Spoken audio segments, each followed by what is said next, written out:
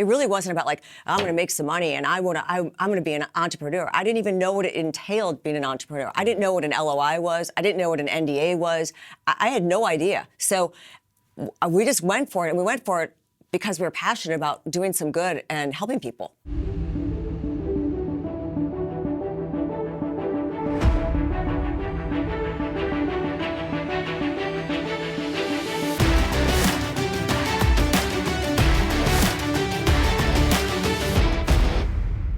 Hey friends, welcome to another episode of The Empire Show. My name is Bedros Keuilian, and this is an inside look.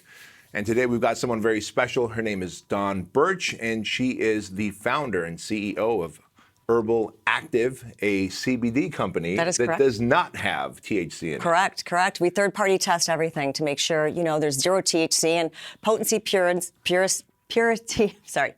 purity, and consistency are super, super important because we're in an unregulated market. Right, and you don't want to get people stoned if they don't want to get stoned. Fair enough.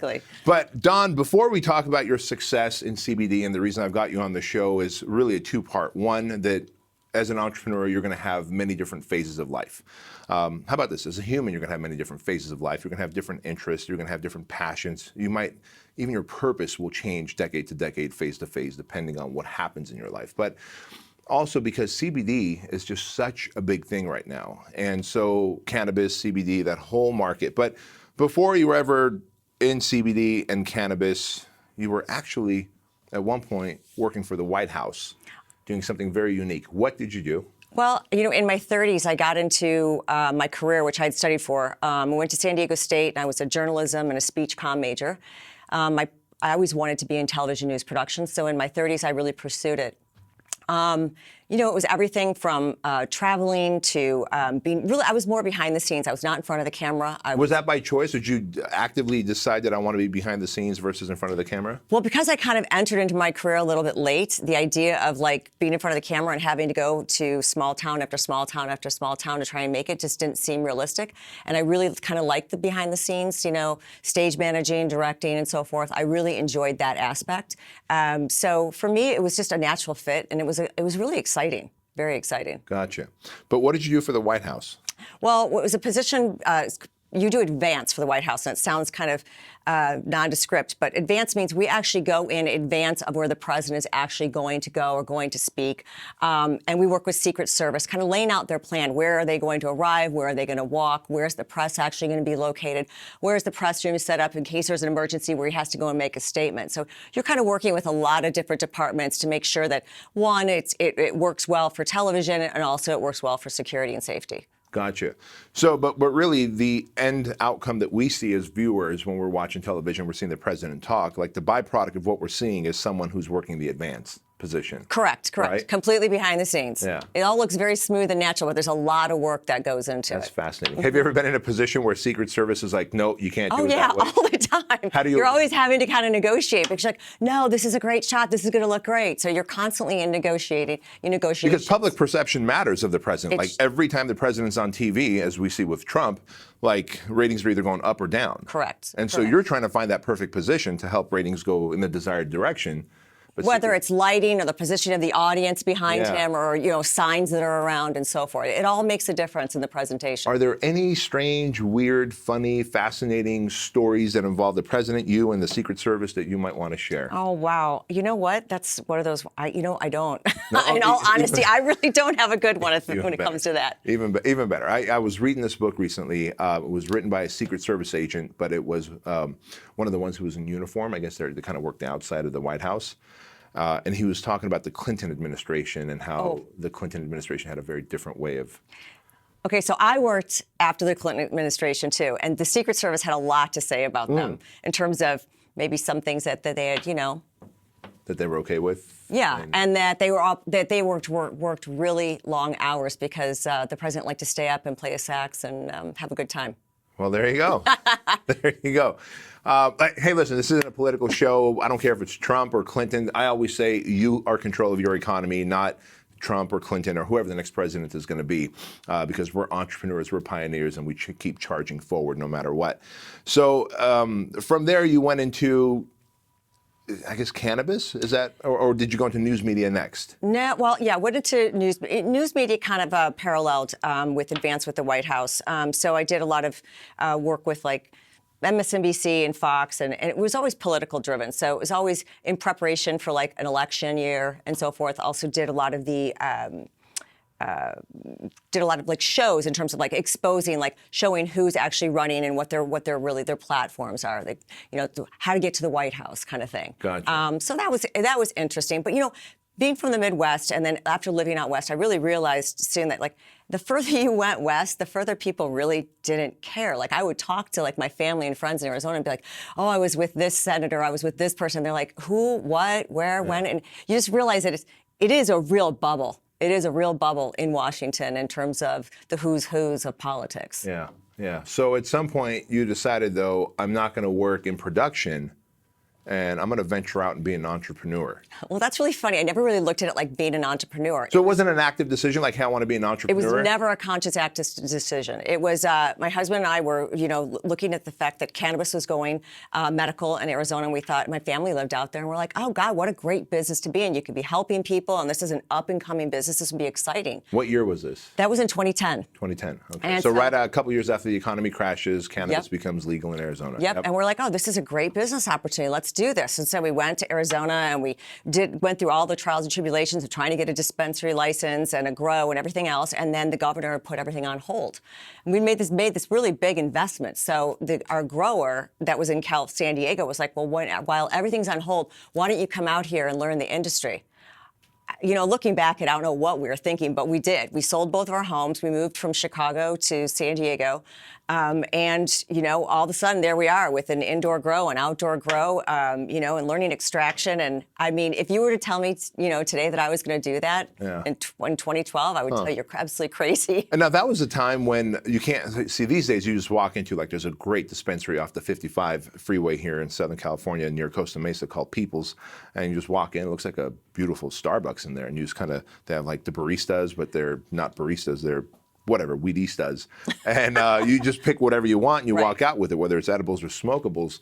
Back then, 2010, 11, 12, 13, that time, it was more of you had to have that license, right? Okay, so I did. Doctor prescribed license. Exactly, and I paid, I think, $500 to have, like, I could carry 12 pounds on me at any given time, supposedly, right? We had all of our plants tagged legally. When I say legally, every, like, area in California has their own kind of rules and regulations. So you have to be very, very careful. You can still get raided even if you're doing everything right, because it was still the wild, wild west at the time. Sure. Matter of fact, even trying to sell our product, there's sometimes we'd go to a dispensary and they had just been shut down, and then they moved across the street and they're like, hey, okay, we had to move. You know, so I mean, imagine trying to recoup your money by, you know, these dispensaries that are up and closed and going, you know, out of business here and there, because it was just, like I said, it was really still the wild, wild west. Was it all cash based? Oh at that yeah, time? it was all cash. And did you have security around you, or what? How did that work? We were really low key, and it was actually pretty scary. I mean, it really was pretty scary. Really? Yeah. I mean, there was a time we were sitting there, it was like sound asleep, and all of a sudden you're hearing sirens, and somebody on the street's like, all right, move over, get down. And I'm like, oh my gosh. So, you know, we're looking around, there's helicopters, and we're thinking we're getting busted. I mean, completely thought we were getting busted. But it was just like some guy. It was some guy, like, you know how the hills are, so it was a road up there, and some guy was getting pulled over, but we thought for sure we were getting raided. So was there a healthy sense of paranoia, maybe an unhealthy sense of paranoia the whole time? It was constant fear. Because the whole time it was also federally illegal, so you're probably wondering, when are the feds going to come in here? Well, just even our electric bill, like nobody told us, oh yeah, get your grow going, and it, you know, your electricity is going to be $8,000 or $9,000 a month. Well, that's a red flag.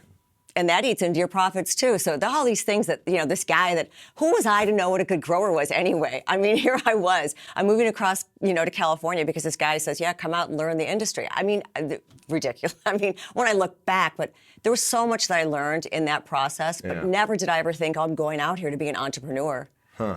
That's fascinating. You just saw that as a business opportunity, you said. Kind of like the tech industry, you know, like this is, wow, this is up and coming. Yeah, and I kind of felt like, especially when it started popping, you know, in different states, I'm like, oh, the kittens are out of the bag. I mean, there's just no way of reining this back in. No. You know, it might not all happen all at once, but it's happening. Yeah. So, like, I want to be a part of it. How important is it to see trends and to get in front of it. Like it seems like what you and your husband then did really well is you, excuse me, saw an opportunity or a trend and you really jumped on it.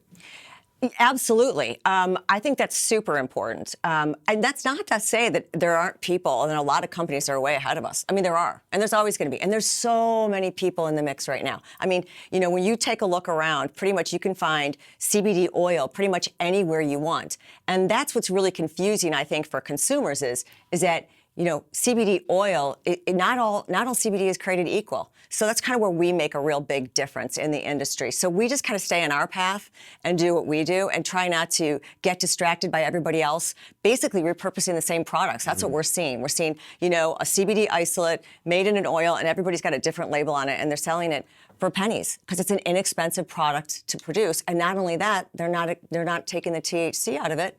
So people that think that it's CBD and they're not going to pop on a drug test, well, you will with 0.3% THC. Now, in the supplement industry, that's called white labeling. Is that what's happening here? Everywhere. I mean, we get even approached all the time to sell their products to us, and we don't. We don't repurpose other people's products. So everything that we sell, we make ourselves. Wow. You're now in the CBD industry, but you really started off in cannabis. How did you make that pivot into CBD and why? Well, a lot of people kind of question that. Look, why are you going to leave, you know, the cannabis? Look at it, it's exploding. It's, you know, an enormous business, such financial opportunity. It's also expensive to be in the business. It really is, and people don't really understand that. But I think for us, the transition were two things. First of all, we tried expanding into other states. We just didn't have the manpower and the team behind us to kind of expand like that. You know, you've got other regulations. You really need people you can really trust in that kind of an industry. But even more than that, I was just, you know, we had a sick dog. We were experimenting with CBD.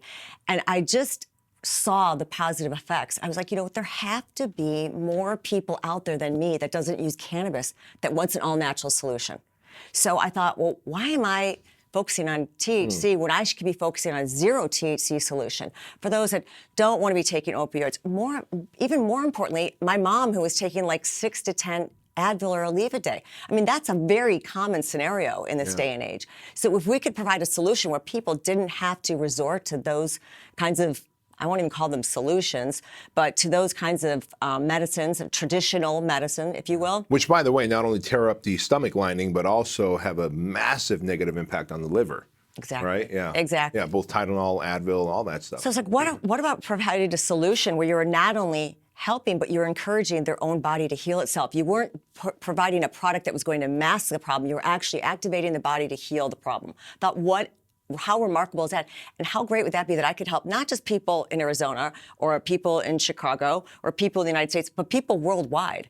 So my biggest challenge today really is the education part. How do I really express and get out the education piece of what makes Urbal Activ different? I would say that is absolutely my greatest challenge for sure. Really? Yeah. What platforms, because we've got a lot of entrepreneurs, whether they're selling supplements, whether they're selling CBD or any other consumable product. And by the way, I'm a big fan of consumable products because that creates a reoccurring purchase, right? I mean, you sell a shovel, you're not going to go buy a shovel again until that shovel breaks. Right. But I love consumables where entrepreneurship is concerned because, and by the way, that consumable could be software, it could be the data that you have on your phone.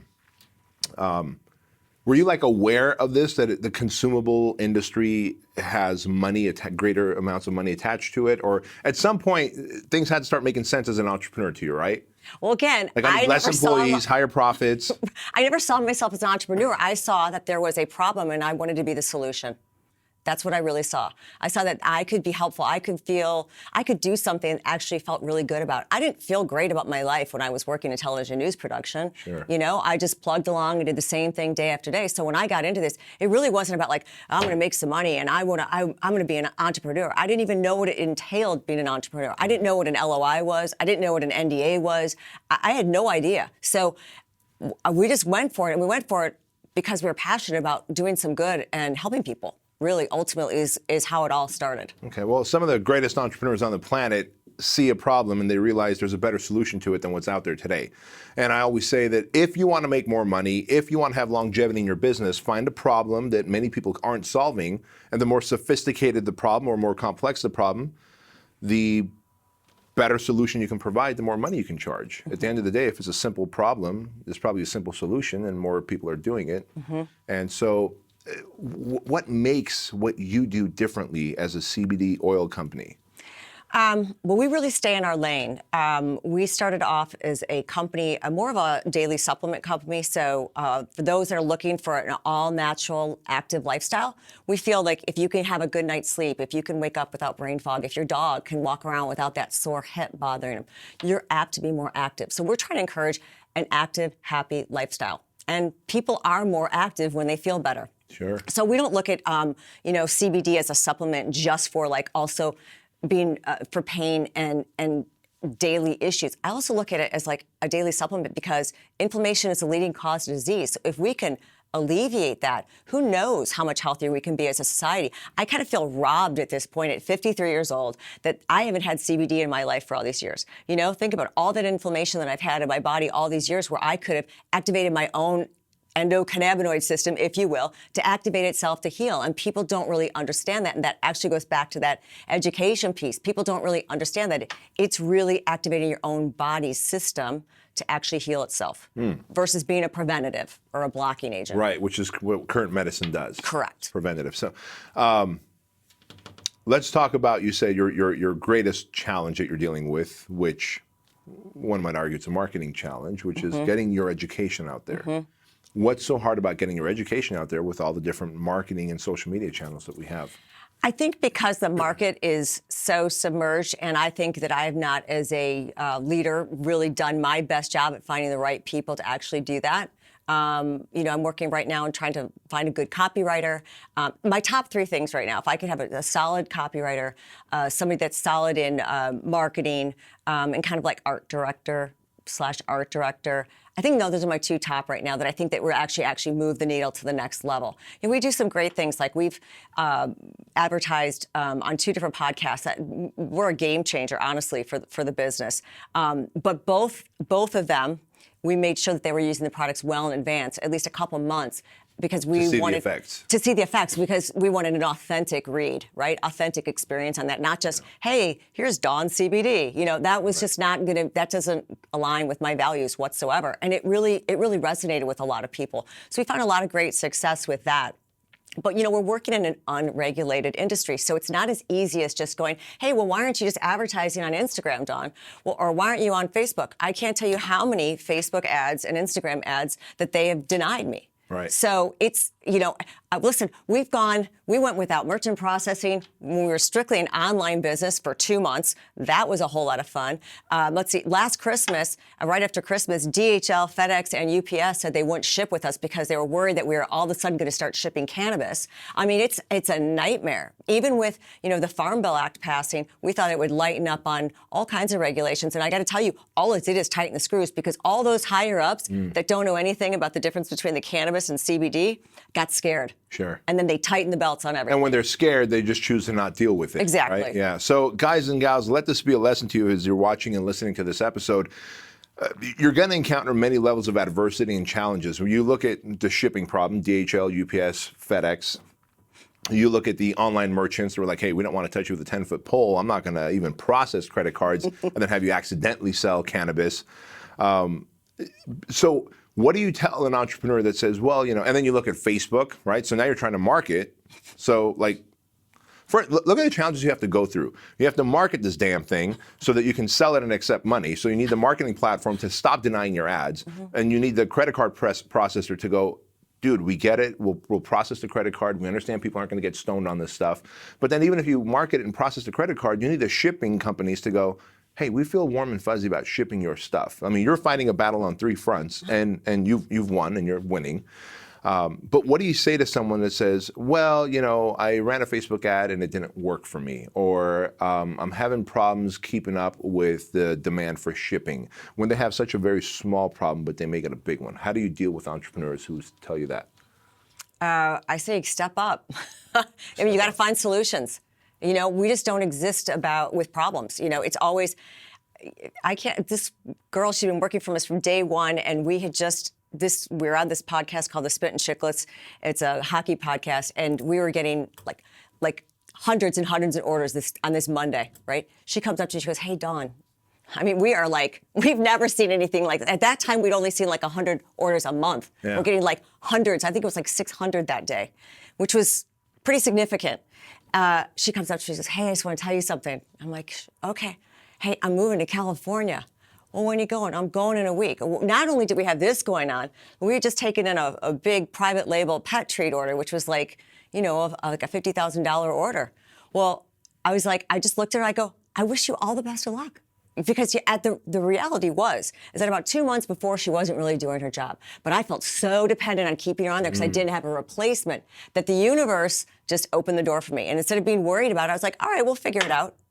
So you just have to roll with it. I know that sounds really simple. That's such a great example that you gave, though, because 2 months before you saw the signs of her not performing at the level of your expectations. But as humans, we also feel bad. We want to give them, we have a little hope for them. We want to give them another chance. Sometimes we're held hostage by them because, well, I don't have anyone to replace this person by. And then she gives you the gift of, hey, I'm leaving in a week. And in that moment, sometimes we might read that gift as oh shit, I can't believe you're going to do this to me. Well, I've got 600 orders coming in and we're private labeling something for this pet food company. But it ended up being one of the greatest gifts. And every single, in all honesty, businesses evolve, people come in and work and they're great and then they move on and they do other things and so on and so forth. Every single time that someone has left for whatever reason, it's always been for the best. And my operations manager, Bree, she's fabulous. And she always looks at me, she goes, you're not freaking out? And I'm like, no, this is good. We'll figure it out. Yeah. We'll figure it out. Yeah, FIO. That's what entrepreneurs do. We figure it out. So today you've got this CBD company that's obviously thriving. You're always testing to make sure there's no THC in it so people aren't getting stoned. What's the next move? Because I can't imagine that you're just going to, okay, I'm good, things are going well. There's probably something else on the horizon. What's there for you? Yeah, well, I mean, obviously, we want to continue.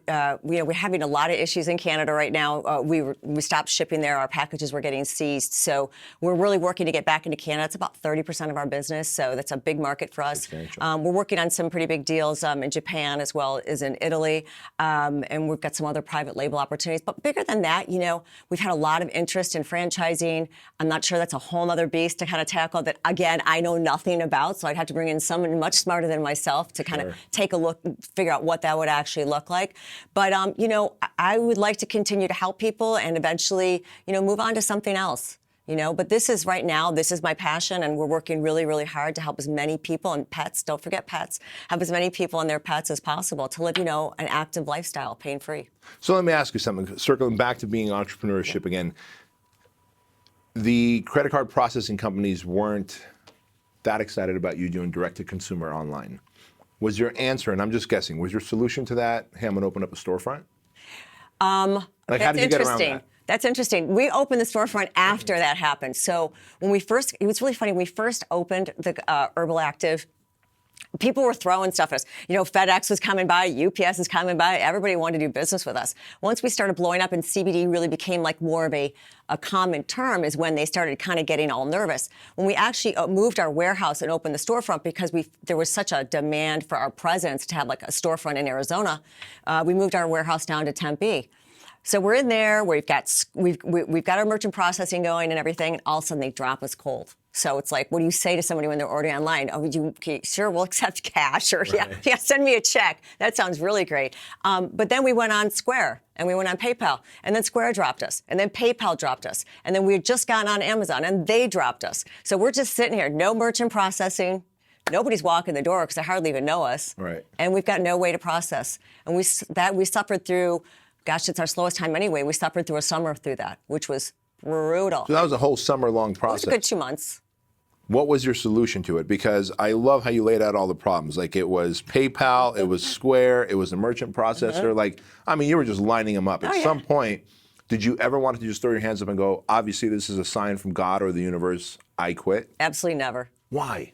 Absolutely never. It just wasn't an option. It's like, all right, we just got to keep going. So what was the solution?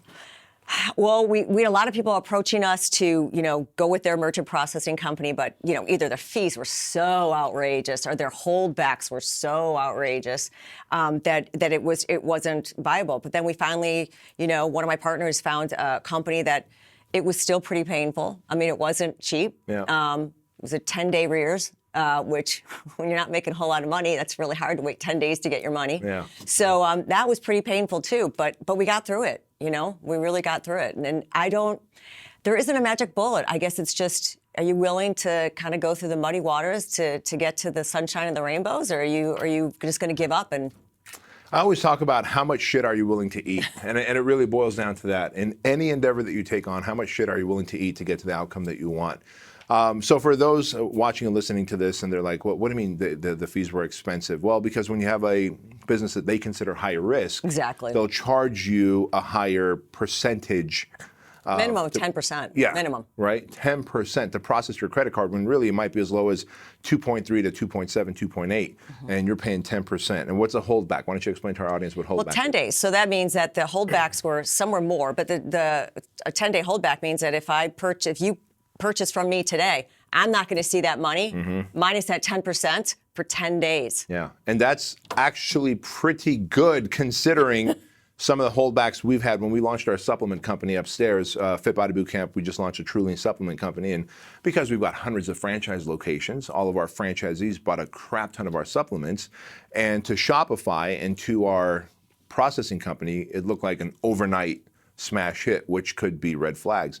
For 60 days, they held back our money, which means that's money that we made, millions of dollars that we couldn't really use, and we have to tap into other money while we're waiting, sitting on that. And so those holdback fees happen often, depending on the industry you're in and depending on how quickly you launch and how big that launch is. But again, you just persevere and you go through it. So are you currently hovering around 10% in 10 days? No, actually, we, being with this company for a while, believe we're down to 5% now. And then we're 5-day rears, which is significant. Yeah. Significant.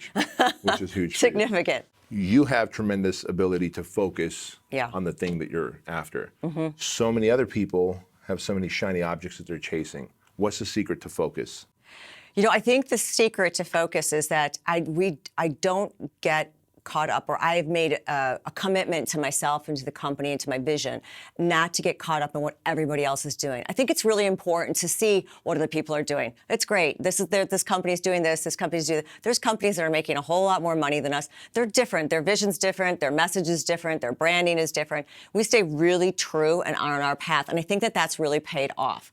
We don't veer, and we stay true to it. And, there are people that call us up, be like, why aren't you selling gummy bears? Well, it's an inferior way to receive your CBD. So it just doesn't fit with my model and my vision. It doesn't fit with our values whatsoever. So if you have a belief system and your product is something that you're really passionate about, I think it's really easy to stay on track. I think it's really easy not to get sidetracked. But people do. They will try and pull on you this way and pull on you that way. But if you believe in yourself and you believe in your company and your vision, I think it's pretty easy to stay on your track. So what I'm really hearing you say is your ability to stay focused and on track where a goal or mission is concerned is once you have a very specific why, your reason why is obviously very meaningful to you, and then you have your core values. Like obviously you can make more money if you sold gummy bear laced with CBD or CBD-based gummy bear. But you just said it. It's an inferior way to receive your CBD. And so you just refuse to do it. So you have your core values, you have your reason why, and that sets almost like these rails, right, that you play within. And you're not going to get attracted to anything outside of those rails. And the big message here for all of us watching and listening to this is that, is your reason why big enough? Is it very clear and specific? Number one. And number two, what are your core values? What are you willing to do to launch and grow your business and brand? And what are you not willing to do to launch and grow in business your brand? And if you can find your core values and say, this is the line I'm not going to cross, whoever comes and starts putting that carrot in front of you and says, here's a line to cross because you can make more money, have bigger influence, bigger impact. No, I'm not gonna play that game. So what would if there was a piece of advice, and I love ending with this, if there was a piece of advice you can go back 20 years and give to your younger self, knowing where you are today, and you kind of divulged your age, you're 53, you said? Yes, 53. You're 53, you're an entrepreneur in the CBD world. If there was a piece of advice you can give to your 23-year-old self, what would it be? It would be don't be too cool to learn.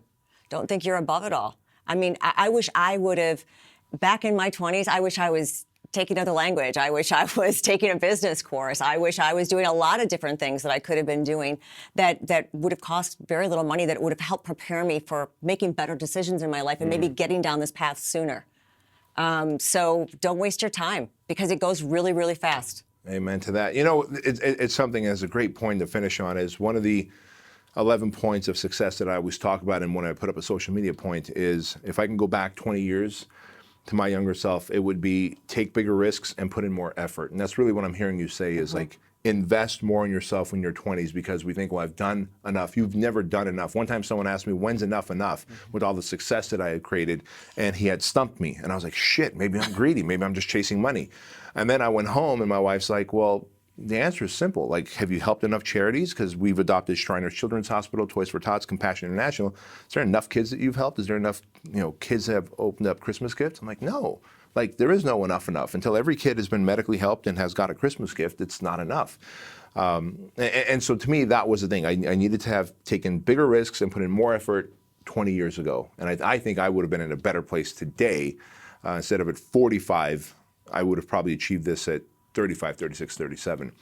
So Dawn, what's the best way for our audience to connect with you, to find you, to learn more from you? Well, I mean, if you're obviously visiting sunny Arizona, come by and see us in the storefront. We love visitors, and we do a lot of educating there, so it's a really great opportunity to get all your questions kind of answered in person. But otherwise, you can go to www.urbalactiv, that's URBALACTIV, no E.com. UrbalActiv.com. Thank you so much, Dawn. Ladies and gentlemen, thank you so much for watching and listening to this episode of The Empire Show. As always, if you liked this episode, and I know you did, do me a favor and leave us a 5-star review on iTunes. Leave a comment on there as well. Take a screenshot of this episode, share it in your stories, and of course, be sure to tag me and Craig Ballantyne, and we'll see you guys later.